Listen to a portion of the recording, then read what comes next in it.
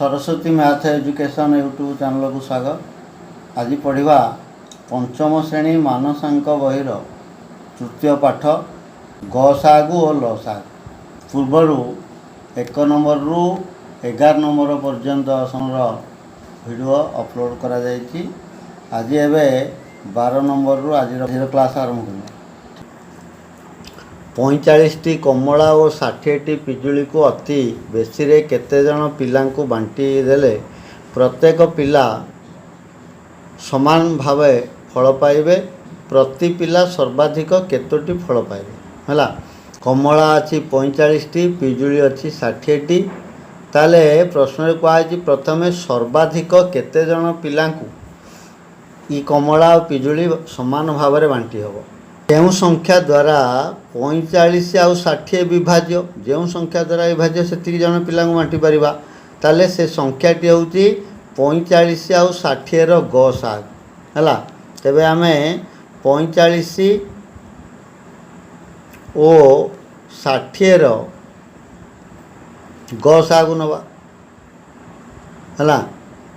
ताले 45 आउ 60 रो गसाग होउची केते 15 15 तिरिकी 45 15 चौकु 60 है। 15 जन पिलांकु बांटी हबो है। तापरे प्रश्न अछि जे केते जन प्रति पिला सर्वाधिक केतोटी फल पाइबे।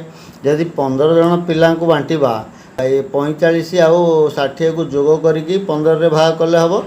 तेणु 45 जोग 60 केते हला 5 6 4 10 105 आउ ई 105 को 15 जन पिलांक भितर बांटीबा 105टा फल को बोले केते हबो 15 7 105 बोले 7टी फल हला।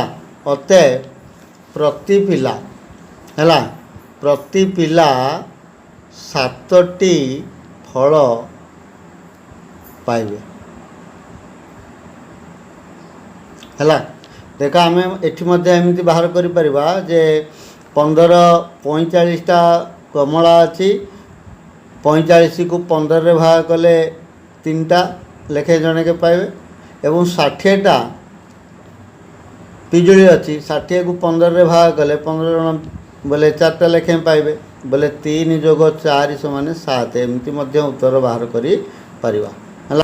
13 नंबर 3टी पात्र रे यथाक्रमे 36 लिटर 48 लिटर और 60 लिटर पानी अछि।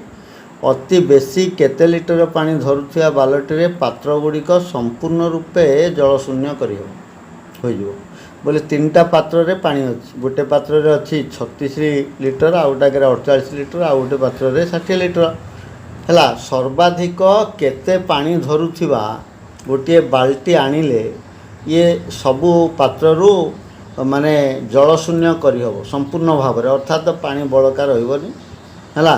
तेणु करी अच्छा आमे जानिजे ये जो 36 48 और 60 लिटर लेखे अछि इमानकर गसागु द्वारा ये संख्या गुड़िक विभाज्य। तेणु गसागु जेते हबो बाल्टी रे माने जो बाल्टी टी आनिबा सेथिरे सेतिक लिटर पानी धरिबो हला। तेणु आमे प्रथमे 36 48 और 60 रो गसागु निर्णय करबा हला। ए देखो 36 48 और 60 जब 6 रे भाग कर दियो 600 को 36 6 48 6 10 60 हला। एबे 2 द्वारा भाग कर दियो 2 3 6 2 4 8 2 5 10 ये 3 4 5 को भाग करि होबनी। ता माने एबे गसागु हला केते 6 गुणन 2 हला 6 गुणन 2 समाने 12 हला। गसागु हला 12 अतएव 12 लिटर पानी धरुथिबा एक पात्र रे संपूर्ण रूपे जल शून्य करी हेबो हला। देख ଗୋଟିଏ ଆୟତାକାର ପୋଖରୀର ଦୈର୍ଘ୍ୟ 56 ମିଟର ଓ ପ୍ରସ୍ଥ 42 ମିଟର। ଏହାର ପରିସୀମାରେ ସର୍ବାଧିକ ଦୂରତାରେ ନଡ଼ିଆ ଗଛ ଲଗାଯାଇଛି। ତେବେ ଦୁଇଟି ଗଛ ମଧ୍ୟରେ ଦୂରତା କେତେ? ହେଲା, ଦେଖ ଏଠି ଗୋଟିଏ ଏମିତି ଆୟତାକାର ପୋଖରୀ ରହିଛି। ଏହାର ଦୈର୍ଘ୍ୟ ହେଉଛି 56 ମିଟର, ପ୍ରସ୍ଥ ହେଲା 42 ମିଟର। ବୋଲେ ୟାର ଚାରିପଟେ ସବୁ ନଡ଼ିଆ ଗଛ ଏମିତି ସବୁ ଲାଗିଛି। ହେଲା, ଆଉ କୁହାଯାଉଛି ସର୍ବାଧିକ ଦୂରତାରେ। ତାମାନେ ପ୍ରତି ଗୋଟିଏ ଗଛ ଠାରୁ ଆଉ ଗୋଟେ ଗଛର ଦୂରତା କେତେ? ଦେଖ, ଏଇ ଯେଉଁ ସର୍ବାଧିକ ଦୂରତା କୁହାଯାଇଛି, ଯେହେତୁ ଦୂରତା ଆମକୁ କୁହାଯାଇ ନାହିଁ, ତାହେଲେ ସେଇ ଦୂରତାଟି ହେଇଯିବ କେତେ? କେତେ ଦୂରତାରେ ଗଛ ଲାଗିଛି ବୋଲେ 56 ଆଉ 42ର ଗସାଗୁ, କାରଣ ଗସାଗୁ ଦ୍ୱାରା ଏହି ସଂଖ୍ୟା ବିଭାଜ୍ୟ। ତେଣୁ 56 ଓ 42ର ଗସାଗୁ ନିର୍ଣ୍ଣୟ କରିବା। ହେଲା, ତାହେଲେ ଦେଖ 56 ୟାକୁ ହରଣ କରିଦିଅ 42ରେ, ଭାଗ କ୍ରିୟା ପ୍ରଣାଳୀରେ ବାହାର କରିବା। 42 କେ 42, 6ରୁ 2 ଗଲେ 4, 5ରୁ 4 ଗଲେ 1, 14, ଏପଟେ 42 ଧରି ଆସିଲେ 14 ତିରିକି 42 ନା ନାହିଁ। ତେବେ 0 ହେଲା ଭାଗ ଶେଷ ବୋଲେ ଗସାଗୁ ହେଇଗଲା 14। ହେଲା, ଗସାଗୁ ହେଲା 14। ଅତଏବ ଦୁଇଟି ଗଛ ମଧ୍ୟରେ ଦୂରତା 14 ମିଟର। ଦୁଇଟି ଗଛ ମଧ୍ୟରେ ଦୂରତା 14 ମିଟର। ହେଲା, 15 ନମ୍ବର ହେଲା ଦୁଇଟି ସଂଖ୍ୟାର ଯୋଗଫଳ 36, ସେମାନଙ୍କର ଗସାଗୁ 3। ଏହିଭଳି କେତେ ଯୋଡ଼ା ସଂଖ୍ୟା ଗଠିତ ହୋଇପାରେ? ଦେଖ, ଦୁଇଟି ସଂଖ୍ୟା ତାକୁ ମିଶାଇଲେ ହେଉଛି 36। ହେଲା, ଏବଂ ସେ ଦୁଇଟି ସଂଖ୍ୟାର ଗସାଗୁ ହେଉଛି 3।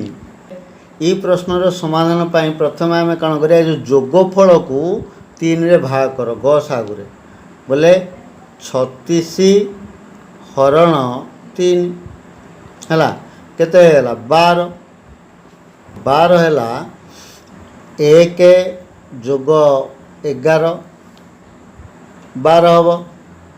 2 ଯୋଗ 10, 3 ଯୋଗ 9 ହେଲା, 9 3 ମିଶିଲେ 12।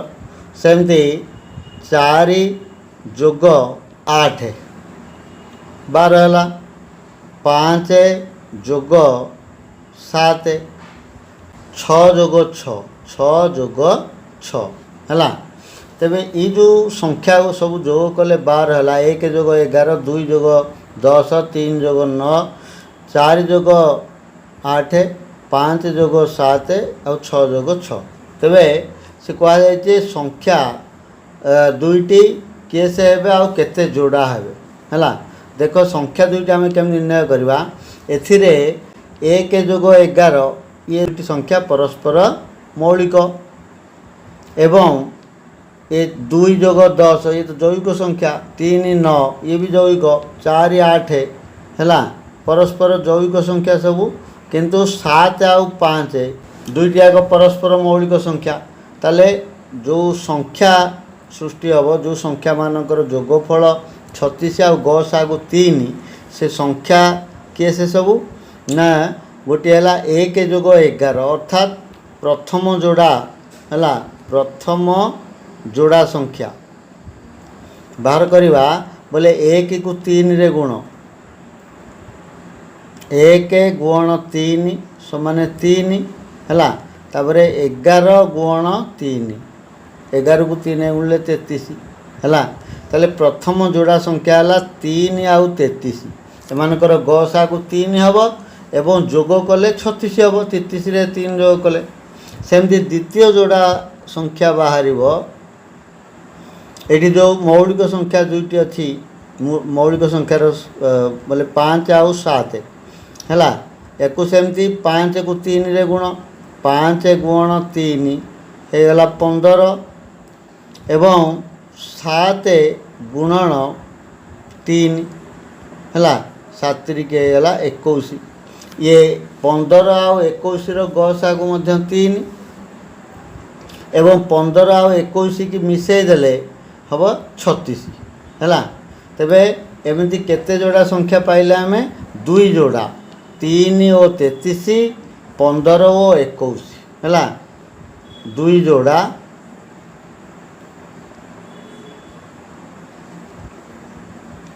3 ଓ 33 ଆଉ 15 ଓ 21 ହେଲା। ଏଭଳି 2 ଯୋଡ଼ା ସଂଖ୍ୟା ପାଇବା। 16 ନମ୍ବର, ଦୁଇଟି ସଂଖ୍ୟା ମଧ୍ୟରେ ବଡ଼ ସଂଖ୍ୟା ସାନ ସଂଖ୍ୟାର 2 ପୂର୍ଣ୍ଣ 1 2 ଗୁଣ ଯଦି ସେମାନଙ୍କର ଗସାଗୁ 4 ହୁଏ ତେବେ ସଂଖ୍ୟା ଦୁଇଟି ସ୍ଥିର କର। ବଡ଼ ସଂଖ୍ୟା ସାନ ସଂଖ୍ୟାର 2 ପୂର୍ଣ୍ଣ 1 2 ଗୁଣ। ଦେଖ 2 ପୂର୍ଣ୍ଣ 1 2 ଗୁଣ କହିଲେ ତାକୁ ଅପ୍ରକୃତ କରିଦିଅ। 2 2 4 1 5 ବୋଲେ 5 ବିଭକ୍ତ 2 ଗୁଣ। ଅର୍ଥାତ୍ ଏହାର ଅର୍ଥ କ'ଣ ଯେ ବଡ଼ ସଂଖ୍ୟାଟି 5 ଗୁଣ, ସାନ ସଂଖ୍ୟାଟି 2 ଗୁଣ। ଅର୍ଥାତ୍ ବଡ଼ ସଂଖ୍ୟା 5 ଗୁଣ, ସାନ ସଂଖ୍ୟା 2 ଗୁଣ ହେଲା। ତାହେଲେ ଗସାଗୁ କୁହାଯାଇଛି କେତେ? 4। ଗସାଗୁ ହେଲା 4। ତେଣୁ 5 କୁ 4 ରେ ଗୁଣିଲେ ବଡ଼ ସଂଖ୍ୟା ପାଇବା ହେଲା। ତାହେଲେ ବଡ଼ ସଂଖ୍ୟା ସମାନ 5 ଗୁଣନ 4 ସମାନ 20। ଆଉ ସାନ ସଂଖ୍ୟା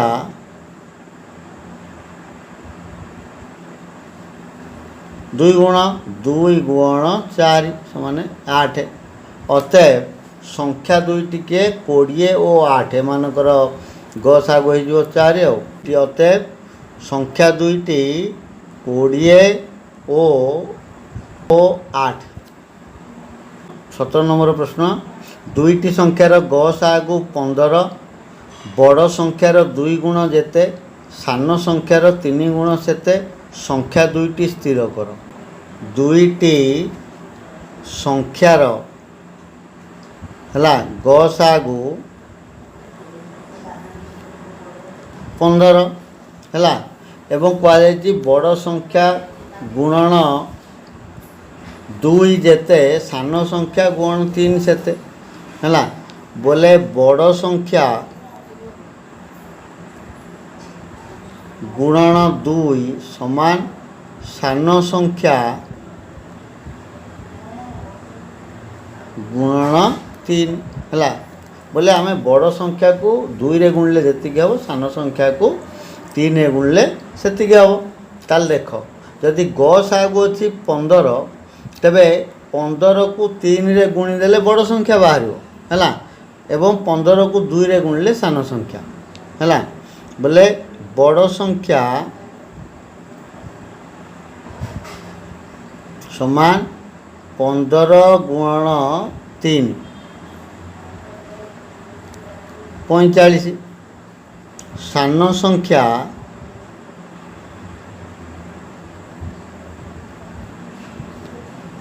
पंदर गुणन 2 30 है। अतएव संख्या दुईटी है 45 और 30 बुझेगा।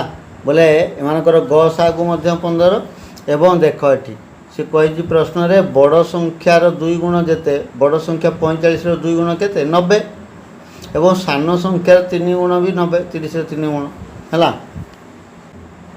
दुईटी संख्यार गुणफल 240 सेमानंकर गसागु 4 जदि कौनसी संख्या 10 रु कम न हुए तेबे संख्या दुईटी स्थिर कर है। ये क्षेत्र में आम संख्या दुईटी किपर बाहर करवा। देख दुईटी संख्यार गुणफल कहुई 40 आउ गसागु दि जाए 4 एवं जो संख्या दुईटी निर्णय करवा से माने 10 रु कम नुह।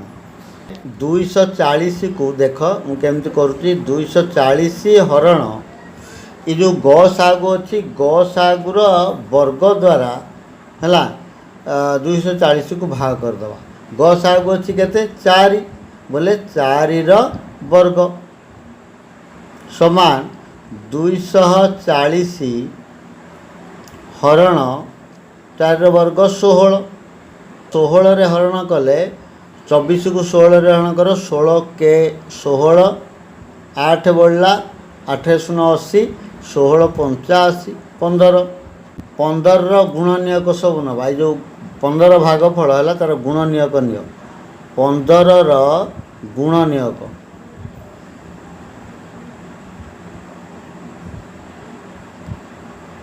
है 1 गुण 15 15 होती 3 गुण 5 ये भी 15 गुणनियक है 3 5 15 यही 4टी मात्र गुणनियक अच्छी 15 है तेबे यही जो संख्या आम गुणनियक नेले ये प्रत्येक संख्या को माने 4 रे गुणिले है संख्या गुड़िक बाहर ताले 1 गुण 15 ताने 15 1 को 4 रे गुणिले 4 गोटे संख्या आउ 15 गुण 4 15 चौक 60 4 आउ 60 है एमानकर ग साग हम 4 किंतु ए क्षेत्र रे संख्या तो कहुई 10 ठारू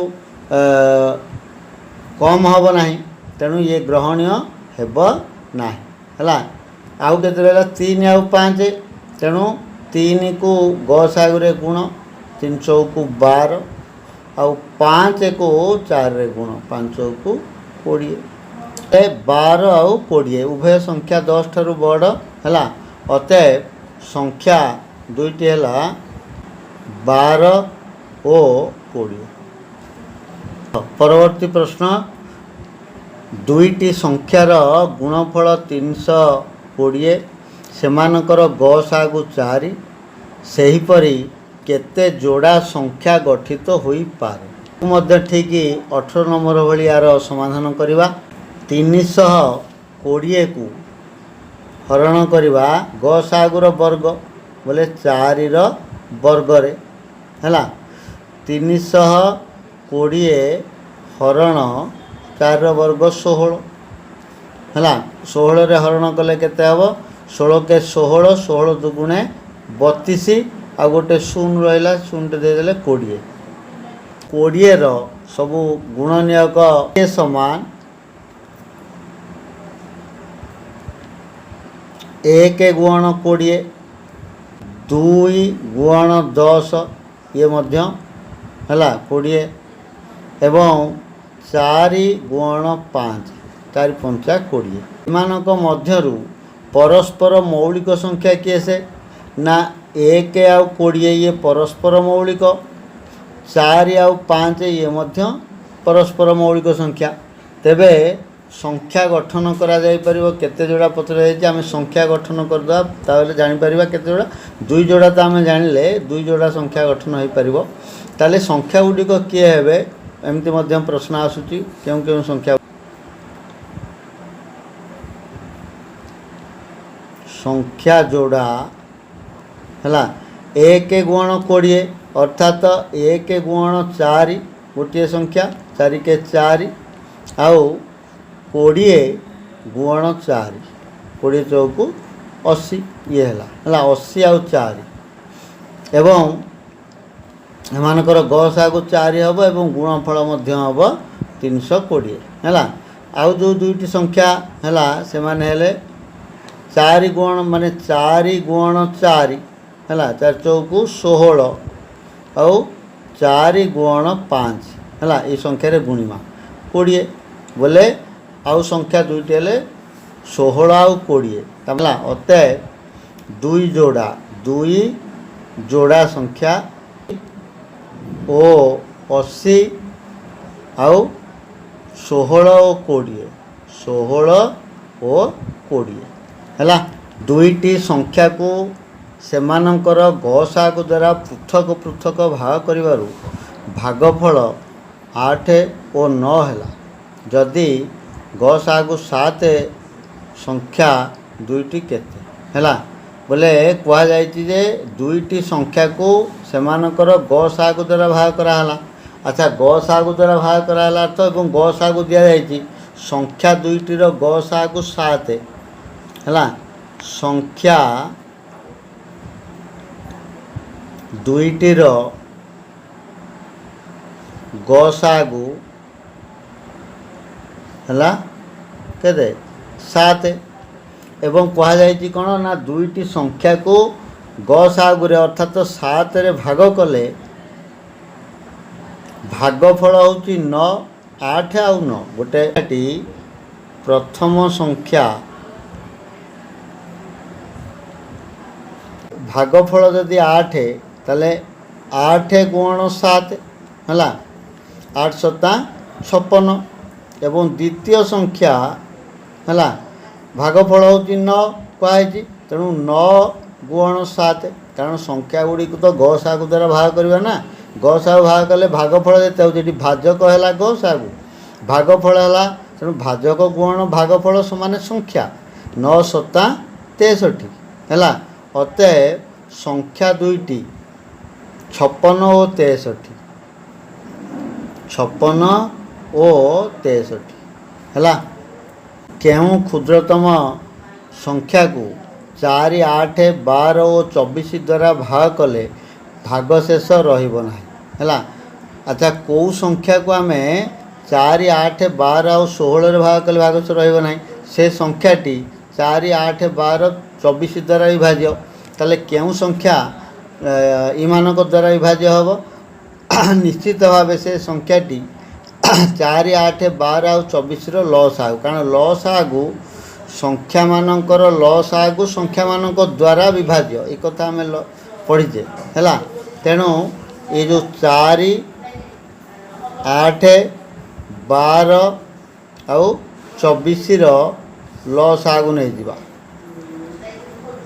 है संख्याटी हो लसागु आ कौन बोले 4 8 4 8 12 24 एमाने सब क्या द्वारा विभाज्य प्रथम 4 भाग कर समस्त 4 द्वारा विभाज्य हे 4 के 4 4 दुगुणे 8 4 3 12 4 16 24 ना नहीं एबे 2 रे भाग कर 2 रे दुईटी संख्या विभाज्य हो 2 आउ 6 तेणु 2 रे भाग करदे 1 ओह्लैला 2 को 1 2 रे हरण कले 1 3 ओह्लैदेव 6 को 2 रे हरण कले 2 3 की 6 एबे एठी 3 भाग करि पारे 2 3 अछि बोले 3 भाग कले 1 ये मध्य 1 3 को 3 हरण कले 1 3 को 3 हरण कले 1 हैला बोले एबे लसागु हैला किए से ना 4 गुण 2 गुण 3 हैला बोले 3 गुणे 6 चौकु 24